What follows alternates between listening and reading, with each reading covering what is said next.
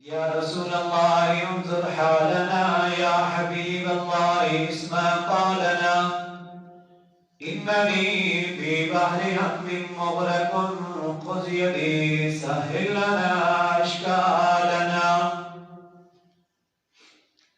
حمد و صلات کے بعد سامعین محترم، مسلمانوں کا ماضی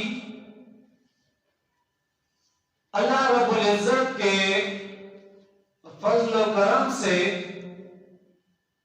اتنا شاندار ہے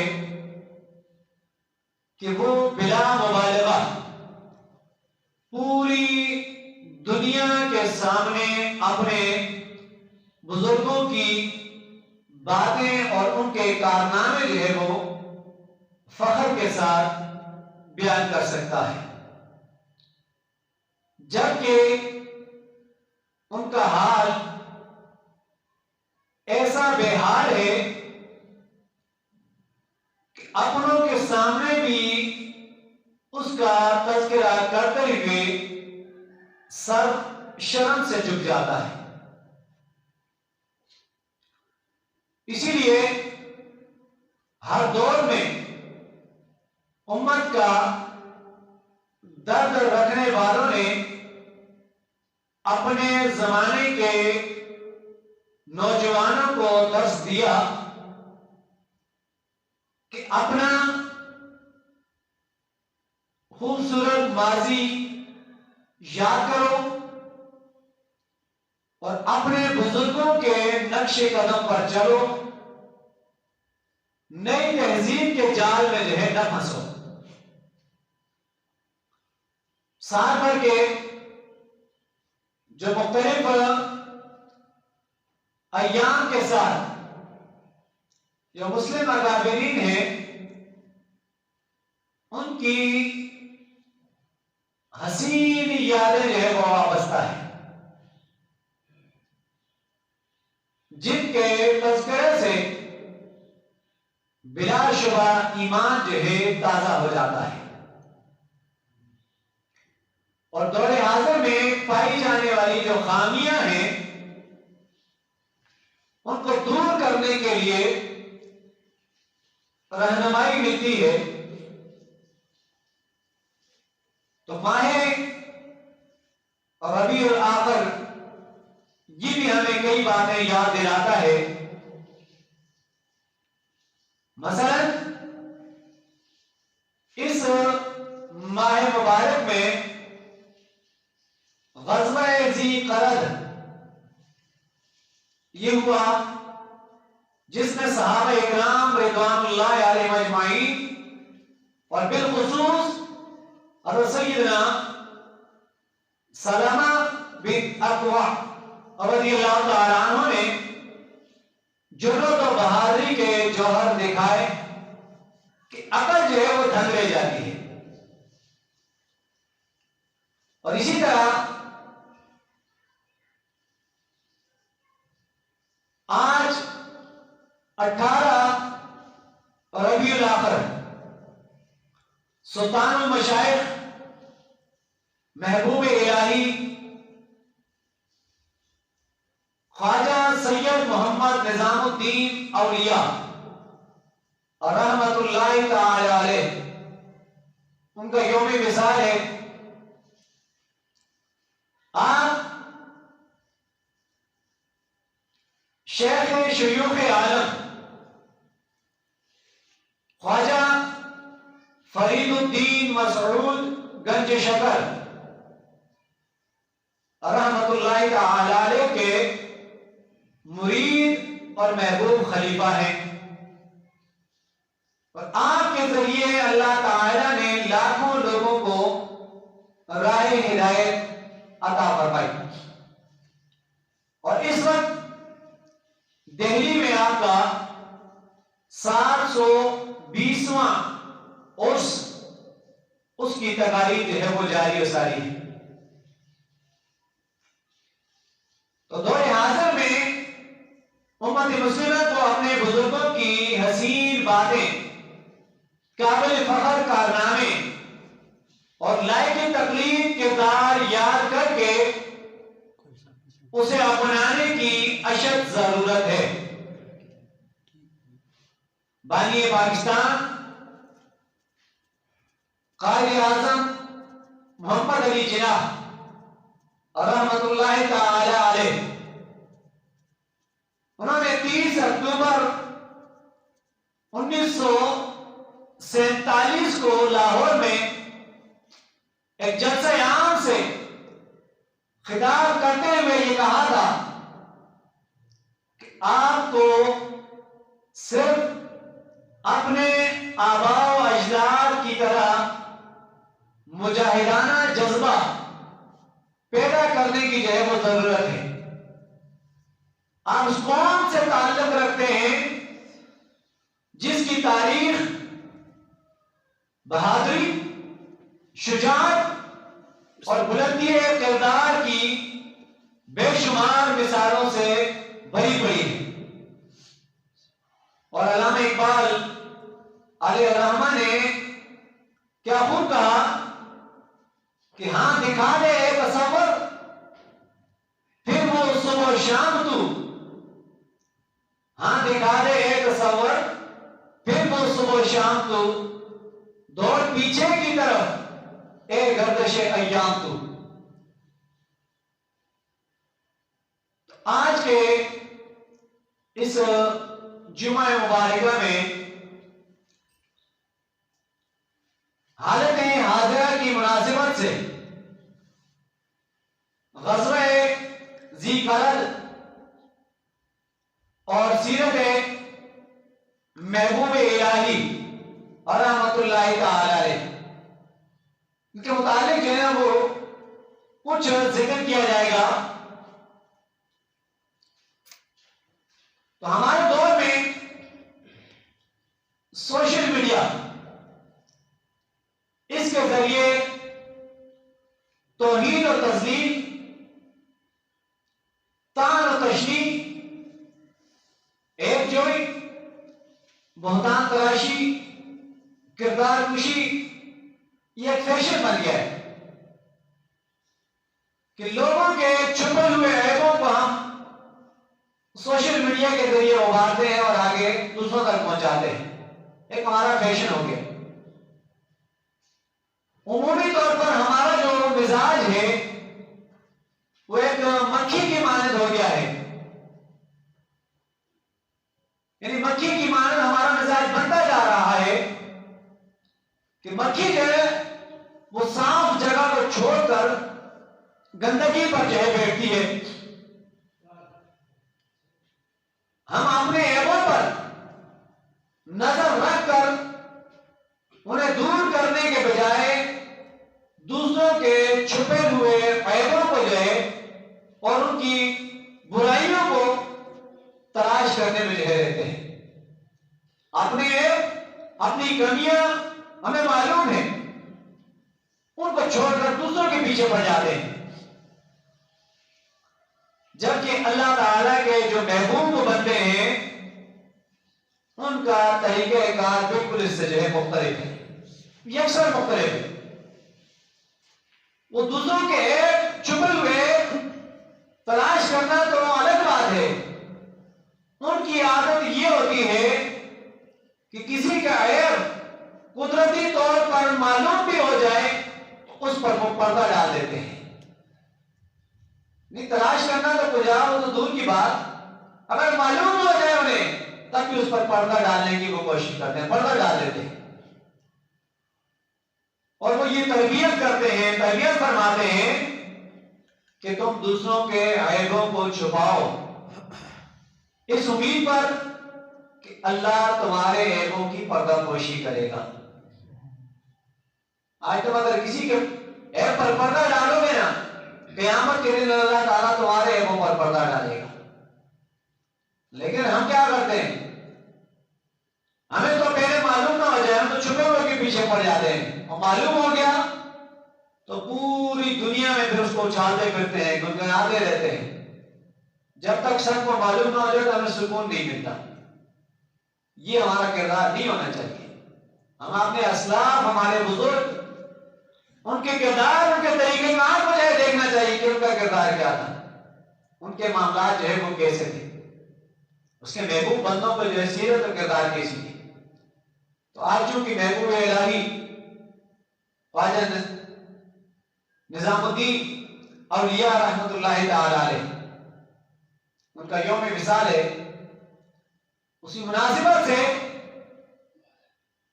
ان کی سیرت کا مطالعہ کرتے ہیں تو اس سے ہمیں یہ معلوم ہوتا ہے کہ آپ بھی لوگوں کے عیبوں کی جو ہے پردہ پوشی کرتے تھے، ان کے عیبوں کو چھپاتے تھے، ظاہر جو ہے نہیں کرتے تھے۔ اب خواجہ محبوب الہی رحمۃ اللہ تعالی علیہ کے دور میں جلال الدین خلجی 1296 ہجری میں عیسوی میں 1296 عیسوی میں ان کی جو ہے وفات ہے۔ اس کے بعد سلطان علاء الدین خلجی 1316 عیسوی اس میں جو ہے ان کی وفات ہے۔ تو ان کے دور میں یہ دو بادشاہ گزرے ہیں، یہ بادشاہ جو ہے بنے۔ ایک دن علاء الدین خلجی جو بادشاہ تھا اس کا کوتوال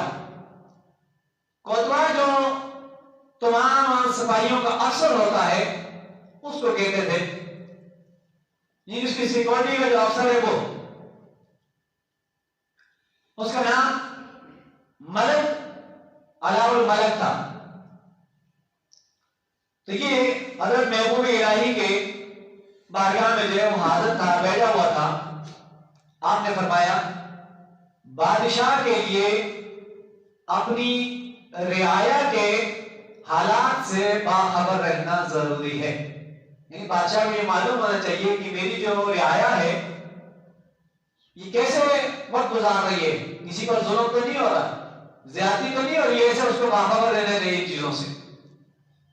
پھر آگے فرمایا اگرچہ بادشاہ کے جو افسران ہیں، جو سیکورٹی والے ہیں، بادشاہ کو اس چیز سے آگاہ کر دیتے ہیں، بتا دیتے ہیں، مگر بہتر یہ ہے کہ سلطان جو ہے خود اس کو یہ باتیں معلوم ہونی چاہیے، بجائے اس کے کوئی اور آ کر اسے بتائے کہ تیری رعایا میں یہ ہو رہا ہے، خود اس کو یہ معلوم ہونا چاہیے،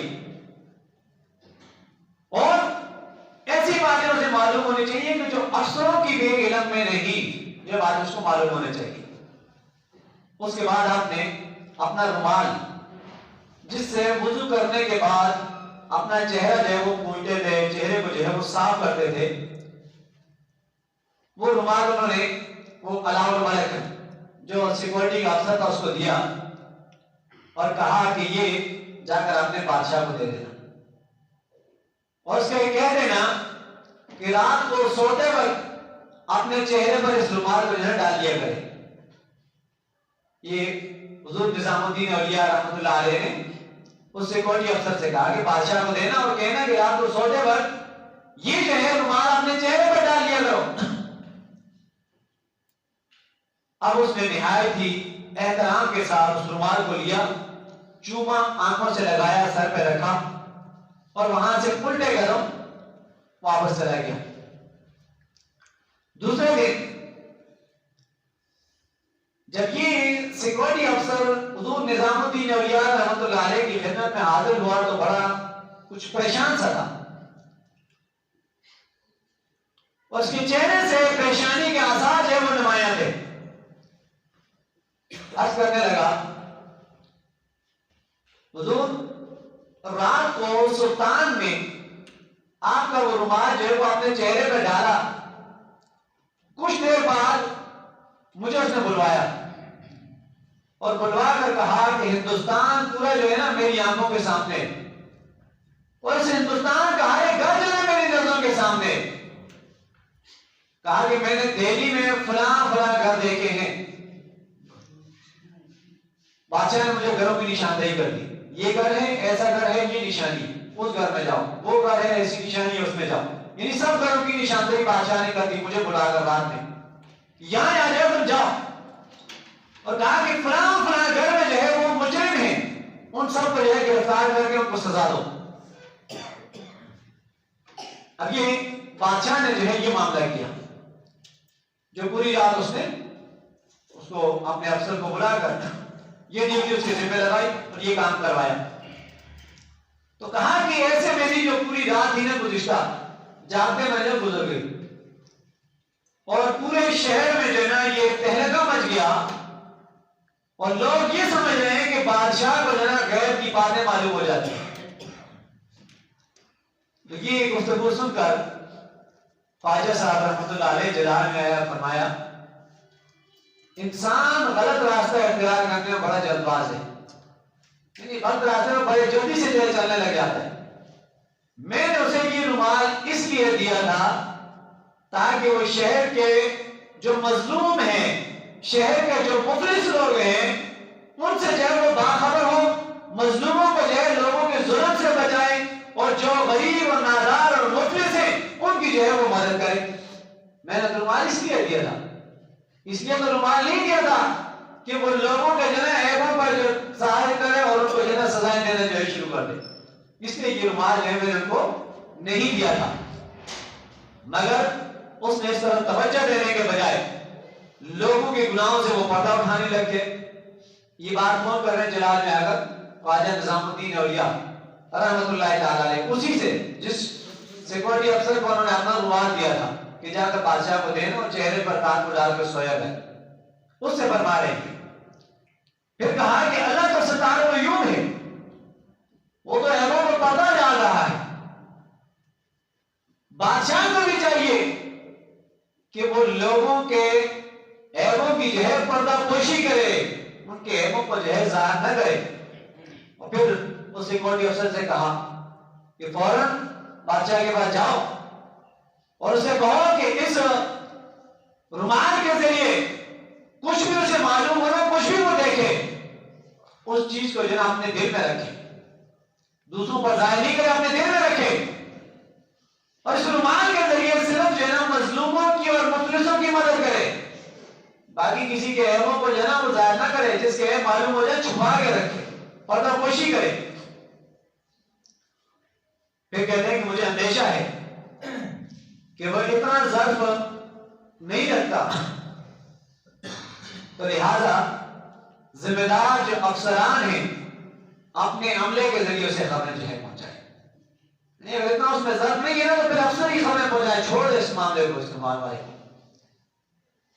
تو چنانچہ علاء الملک جو تھا وہ آپ کا حکم ملتے ہی بادشاہ کی طرف روانہ ہو گیا. اس کے بعد آپ کی آنکھوں میں آنسو آ گیا اور فرمایا اللہ تعالیٰ اپنے پیارے بندوں کے وضو کی برکت سے غیبی حالات جب وہ دکھاتا رہتا ہے مگر وہ لوگوں کے عیب ظاہر نہیں کرتے اور زبان بند رکھتے ہیں. یعنی اللہ کے جو نیک بندے ہیں ان کے وضو کی یہ برکت ہوتی ہے کہ لوگوں کے جو عیب ہوتے ہیں وہ ان کے سامنے ہوتے ہیں لیکن وہ کسی پر اس چیز کو ظاہر نہیں کرتے، اس پر جو ہے پردہ ڈالتے ہیں. اللہ کے نیک بندوں کو معلوم ہوتا ہے، دیکھ رہے ہوتے ہیں کون کیسا ہے، کیا کام جو ہے کر رہا ہے. وہ کہا کہ وہ زبان بند رکھتے ہیں، گویا دیکھنے کے باوجود انہوں نے دیکھا ہی نہیں اور سننے کے باوجود انہوں نے سنا ہی نہیں اور انہیں کچھ معلوم ہی جو ہے نہیں. یہ بزرگان دین کے جو ہے وہ حالات ان کا جو یہ طریقہ تھا. اس سے ہمیں کیا درس مل رہا ہے؟ خواجہ نظام الدین اولیاء رحمۃ اللہ تعالی علیہ کے اس سیرت سے، اس واقعے سے ہمیں یہ درس مل رہا ہے کہ ہمیں دوسروں کے عیبوں کو تلاشنے کی ضرورت نہیں ہے اور اگر اتفاقی طور کسی کا عیب نظر آ بھی جائے تو اس عیب پر پردہ جو ہے ڈالنا چاہیے، اس کی پردہ پوشی کرنی چاہیے، اس کے عیب کو چھپانا چاہیے، نہ کہ اس کا جو ہے اعلان کرتے پھرے.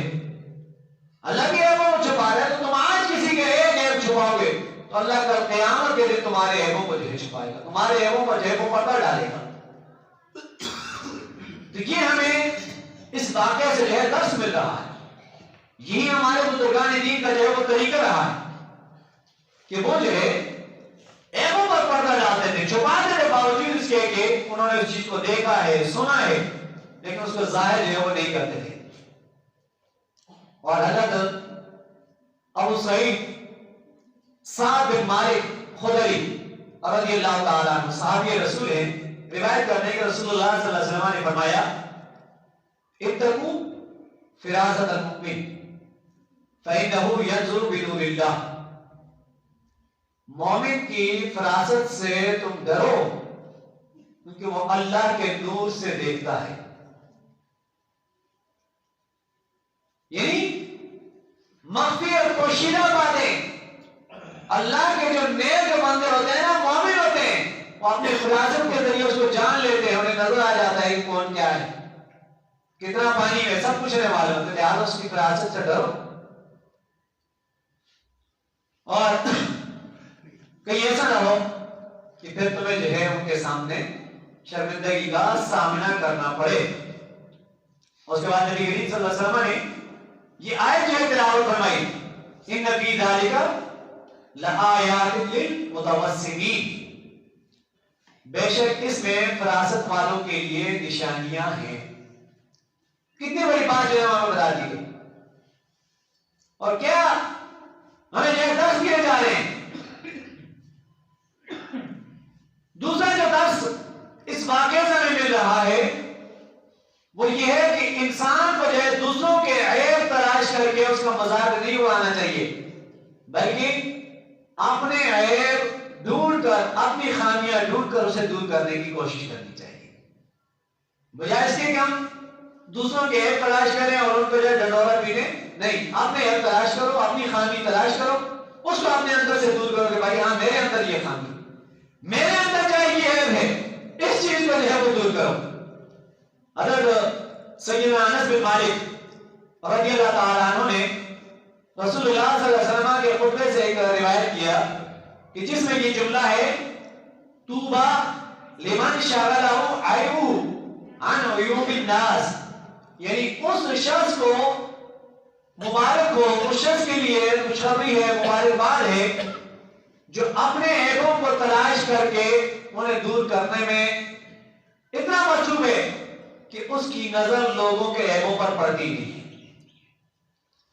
یہ خوشخبری کن لوگوں کے لیے دی جا رہی جو اپنے عیبوں کو تلاش کرنے میں لگے اور اپنے عیبوں کے تلاش میں اتنا مگن ہے کہ دوسروں کے عیبوں کی طرف ان کی نظر ہی نہیں جاتی.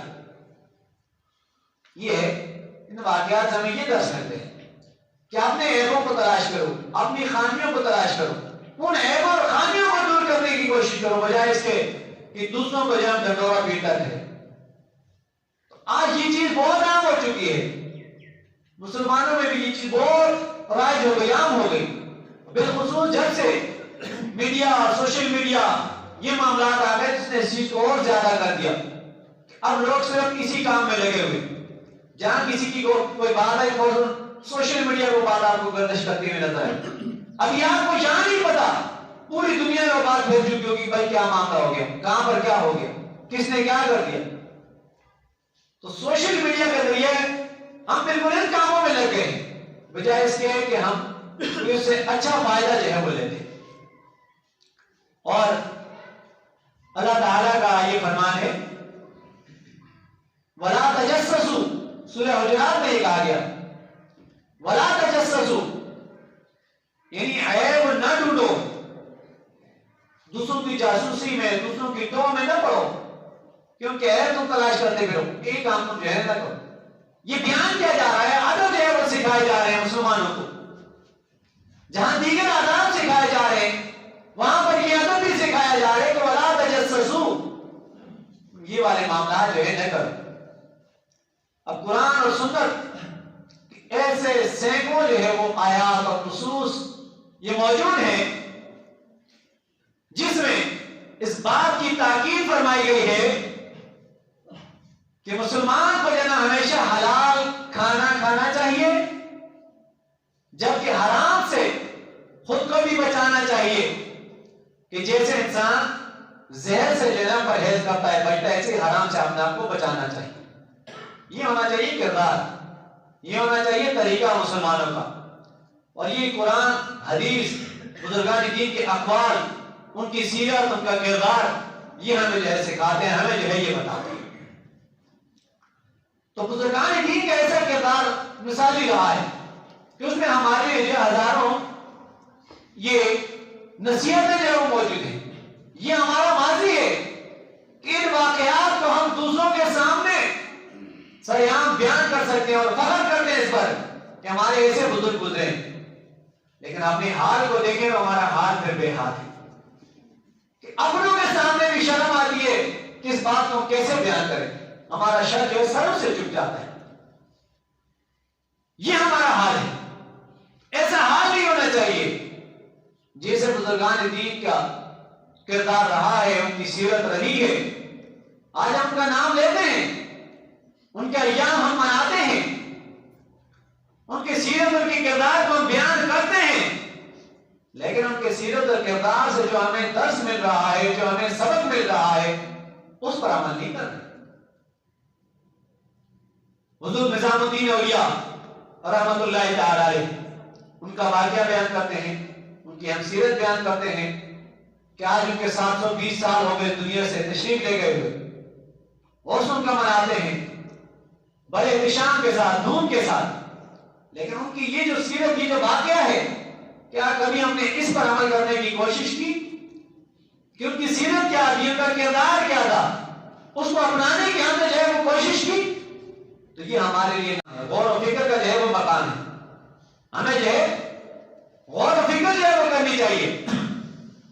نبی کریم صلی اللہ علیہ وسلم نے فرمایا یاتی علی الناس زمان, لوگوں پر ایک وقت آئے گا, ایک زمانہ آئے گا, لا یبالی المرء ما اخذ منه امن الحلال ام من الحرام.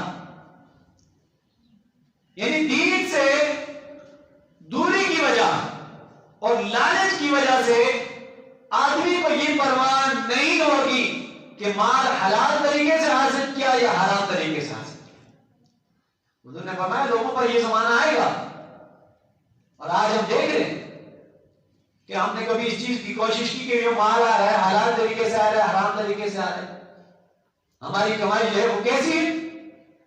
تو یہ تو نشانیاں ہیں قیامت کی, وقت کے قریب آنے کی, وہ آخری زمانے کی جس کے حضور صلی اللہ علیہ وسلم نے ذکر کیا اور بتایا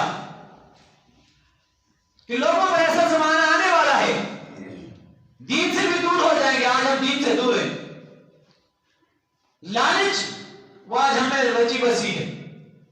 ہر شخص جو ہے وہ لالچی بنا ہوا ہے, کسی نہ کسی چیز کی ہرس, طمع, لالچ اس کے اندر ہے کہ یہ بھی میرے پاس ہو, یہ بھی ہو, یہ چیز بھی ہونا چاہیے, یہ بھی ہونا چاہیے. ہر جس طریقے سے کتے والا معاملہ ہوتا ہے, کتا ادھر بھی دوڑتا ہے کہ یہ بھی ہڈی میرے حصے میں آ جائے, حضور دوڑتا ہے دوسرا نہ لے رہے وہ بھی حصے میں آ جائے, وہ کام ہمارا بن گیا. ہم لوگ ایسے ہو گئے. کہا کہ ایسا زمانہ آئے گا لوگوں پر, اسے مال کی بے پرواہی ہوگی کہ مال اس کے پاس کس طریقے سے آ رہے, حلال طریقے سے آ رہے یا حرام طریقے سے آ رہے, کس طریقے سے مال آ رہے, اسے اس چیز کی جو فکر نہیں ہوگی. تو بزرگ کہتے ہیں لوگ کتنے کم عقل ہیں. ڈاکٹر کسی چیز کے بارے میں کہہ دے کہ یار یہ چیز جو ہے تمہاری صحت کے لیے نقصان دہ ہے, تمہاری جان کے لیے خطرہ ہے, اس چیز سے پرہیز کرنا تیرے لیے لازم ہے, تو وہ کیا کرتا ہے, اس چیز کو چھوڑ دیتا ہے. نہیں یار اس چیز کو نہیں کھانا, ڈاکٹر نے منع کیا ہے, ڈاکٹر نے مشورہ دیا ہے, اور میرے طبیب نے مشورہ دیا ہے, یہ چیز نہیں کھانا, نقصان ہو جائے گا, تیری جان چلی جائے گی. مگر اللہ تعالی نے جن چیزوں کو حرام کر دیا ہے, اللہ نے کہہ دیا یہ چیز حرام ہے, اس چیز کے قریب جو ہے تم نہ جاؤ, اس سے منع فرما دیا, لیکن وہ اس سے جو ہے نہیں بچتا.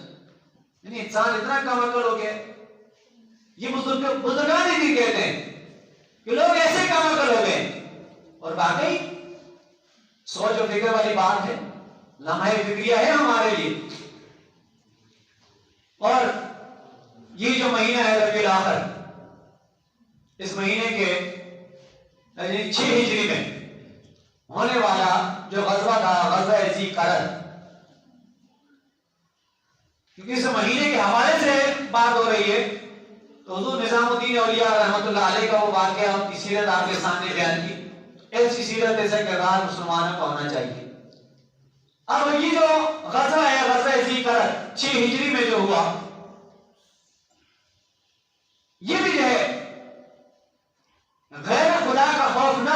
شاندار مثال ہے. یعنی خوف خدا کو دل میں گھساؤ، غیروں کا خوف کو دل سے نکال دو. اب اس کی تفصیل اس غزوے کی کیا ہے؟ مدینہ منورہ سے کچھ فاصلے پر ایک چراگاہ تھی جس میں نبی کریم صلی اللہ علیہ وسلم کی شیردار یعنی دودھ دینے والی جو اونٹنیاں تھی وہ چلتی تھی. دودھ دینے والی اونٹنیوں کی یہ وہ جگہ مخصوص کی ہوئی تھی، وہاں پر وہ چلتی تھی. انہیں کی چلنے کی یہ وہ جگہ تھی. اور ایک صاحب کو ان پر نگہبان بھی مقرر کر دیا تھا کہ ان اونٹنیوں کی تو جو ہے نگہبانی کرو.